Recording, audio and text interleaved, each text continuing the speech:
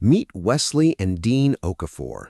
They're identical twins, 30 years old, raised in the same house by the same parents with the same values about money drilled into them since childhood. They both work in nursing at different hospitals across the same city, earning almost identical salaries, $74,000 a year. Genetically, they're as close to the same person as two people can be. Financially, at this exact moment, they're also nearly identical. Same income, same $52,000 saved, same modest rented apartments in neighborhoods 15 minutes apart. But twins, it turns out, can still disagree about almost everything that matters once you get past the DNA. Wesley wants roots. He wants a door that's his, a yard he can plant something in and actually watch grow, and the specific, stubborn satisfaction of knowing nobody can raise his rent or decide not to renew his lease. Dean wants none of that. He's watched their parents struggle for years with a leaking roof and a furnace that cost more to fix than it seemed worth, and he's decided firmly that flexibility is worth more to him than a mortgage ever could be. So Wesley buys. Dean keeps renting and invests the difference. And we're going to follow both twins for the next 20 years. Same starting point, same bloodline, completely different financial paths, to see where two people who genuinely started as close to equal as two humans can be actually end up. Wesley finds a modest 3-bedroom house in a quiet suburb, $340,000, and puts down 20%, $68,000. That's more than his full savings, so he borrows $16,000 from their parents, a loan he insists on writing up formally, with interest, because Wesley is the kind of person who thinks handshake family loans are how relationships quietly die. His mortgage, a 30-year fixed rate at 6.8%, comes out to $1,776 a month in principal and interest.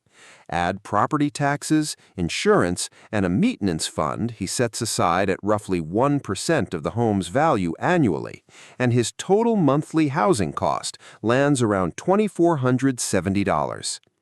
Dean, meanwhile, signs a lease on a comparable 3-bedroom rental 15 minutes away, $2,050 a month. No property taxes, no insurance, and no 2 a.m. phone calls about a water heater. That leaves him with roughly $420 a month in immediate savings compared to his brother, plus his full $52,000, which he doesn't touch.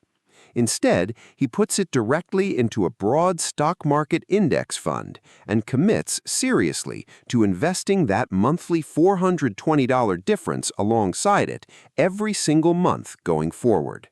In year 1, Wesley learns the first hard lesson of home ownership almost immediately. The dishwasher fails in month 4. The repair costs $380, unremarkable in the scheme of things, except it's the first of what will become a steady drumbeat of small, unglamorous costs nobody warns you about clearly enough before you sign the papers. By the end of year 1, Wesley's mortgage balance has dropped to roughly $271,500, and with modest 3% annual appreciation, his home is worth around $350,000. That puts his home equity at roughly $78,500, real, tangible wealth. Dean's portfolio, at a 9% average annual return, has grown his initial $52,000 to about $56,700, plus the accumulated monthly contributions and their modest growth, bringing his total to roughly $62,000. For the first 3 years, honestly, the two brothers are neck and neck, and family dinners occasionally turn into good-natured arguments about who's actually winning, arguments neither of them can definitively settle yet because the numbers are still too close to call. By year 5, the story starts to take shape. Wesley's mortgage balance has fallen to about $254,000. His home, appreciating steadily, is now worth roughly $394,000. That's $140,000 in equity.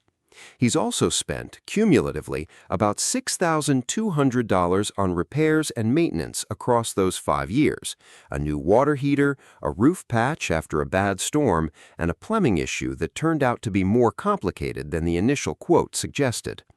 Dean's portfolio, 5 years in, sits at roughly $141,000, boosted by continued monthly contributions and a market that's mostly cooperated.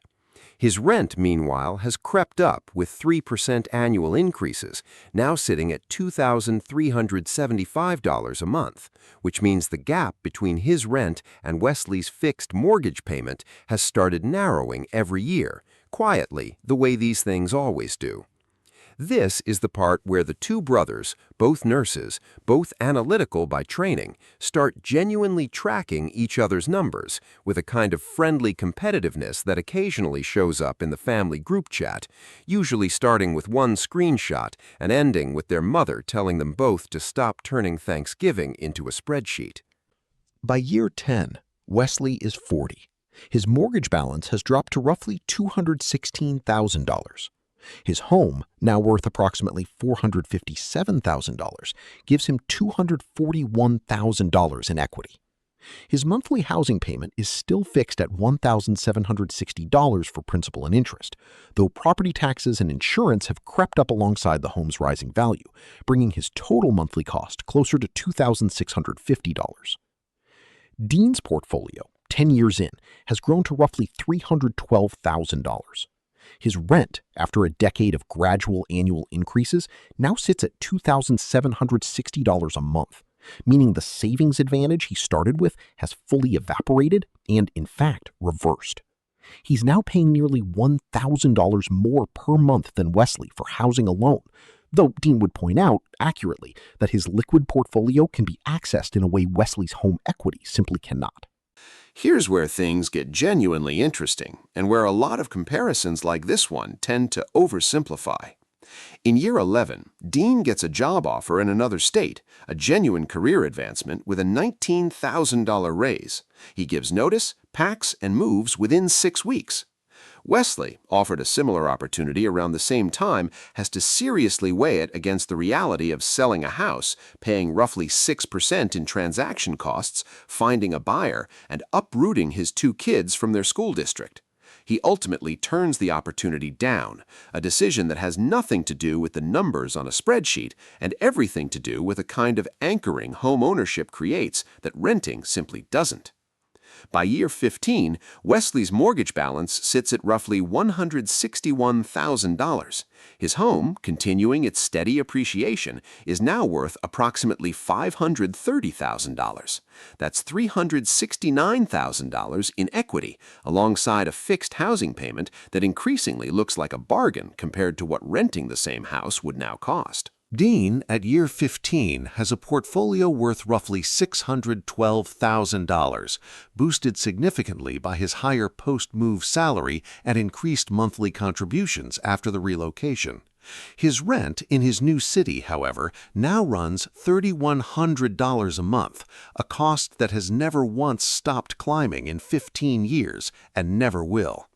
At year 20, the final comparison, Wesley, now 50, owns his home outright in 10 more years, but at this point still has roughly $85,000 remaining on the mortgage against a home worth an estimated $610,000. That's $525,000 in equity. His fixed housing cost has become, relative to the local rental market, genuinely inexpensive, freeing up cash flow he's redirected into his own retirement accounts over the past several years. Dean's portfolio, after 20 years of consistent investing, compounding, and a career that benefited meaningfully from his willingness to relocate, sits at roughly $1.1 million. On pure net worth, Dean is ahead, and not by a small margin.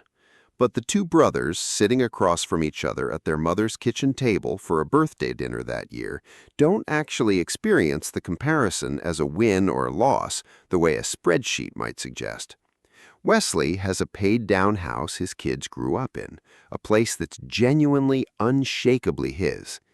Dean has a portfolio that's given him a freedom Wesley never had, the freedom to chase a better job 3 states away without calculating transaction costs first. Their mother, listening to them debate the numbers again over dessert, the way she has for 2 decades now, finally says the thing that ends most of these arguments before they properly start. You both did fine. You just wanted different things, and you both got them. Neither twin took the objectively smarter path, because there wasn't one. Wesley traded liquidity and mobility for stability and a fixed cost that aged into a genuine advantage. Dean traded roots for flexibility and a portfolio that grew larger precisely because he stayed willing to move when the math told him to. 20 years later, 2 people who started as close to identical as 2 humans can be ended up in completely different places, not because one of them was smarter, but because they were honest from the very beginning about which kind of freedom actually mattered more to each of them. Same DNA, same paycheck. 20 years later, wildly different lives. So, which twin would you have been? Like this video, subscribe for more, and drop your answer below.